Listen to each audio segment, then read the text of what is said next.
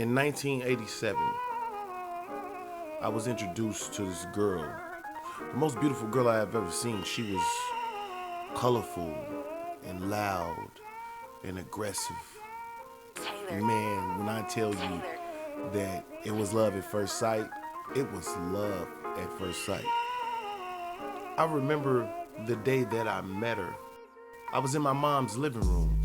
I was about 7 years old, and I was skimming through the channels looking for cartoons to watch, and I stumbled up on LL Cool J's I'm Bad video. It was so amazing to me. It was so fly. It was so energetic, so raw. And from that day forward, hip hop and I were inseparable. By 1993, hip hop and I were one. I ate, breathed, slept, nothing but hip hop.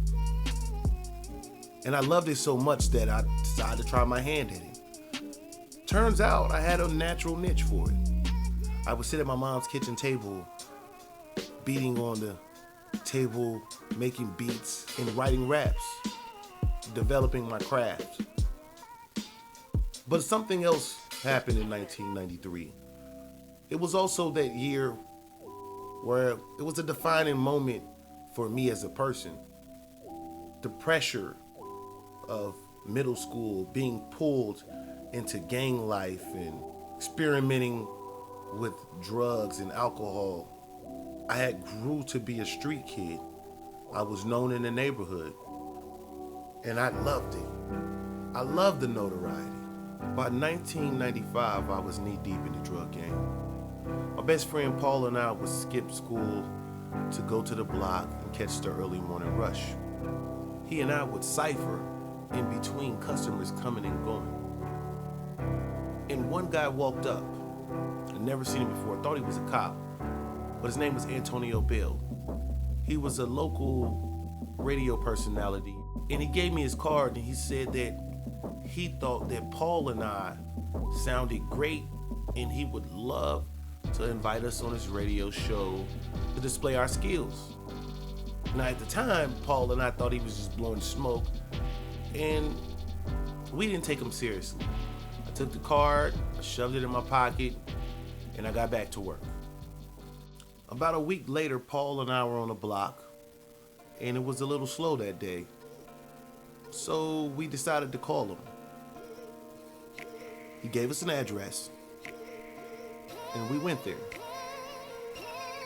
As soon as we walked in, there was all these old records and reel-to-reel recording equipment and fancy mics and soundproof booth. Needless to say that our original skepticism had melted away. And Antonio didn't waste any time. He put the music on, turned the mics on, and we got right to it. That night, I recorded my first song. By the graces of God, while Paul and I were there with Antonio, the police had conducted a sweep on the block that we sold drugs on. Antonio had saved us, and we couldn't have been more grateful. In that moment, I knew exactly what I wanted to be, what I wanted to do in my life. I wanted to use hip hop to help save others. And today you can help me do just that. You can help me create this program that will save countless young men's lives from the streets. Together we can change the inner cities, one kid at a time. Thank you.